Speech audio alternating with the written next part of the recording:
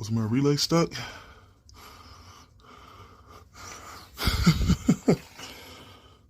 This is interesting. That noise you heard was the relay in this Aquastat. Hold on one second, guys. I'm going to turn it on and off again. I want to see if this thing sticks again. I'll be right back. All right. I just turned it off and on, and it didn't do anything. But that distinct buzzing sound went away.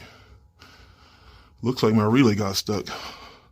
All I did was push it in, and it went away. Guys, this only means one thing. I got the magic touch.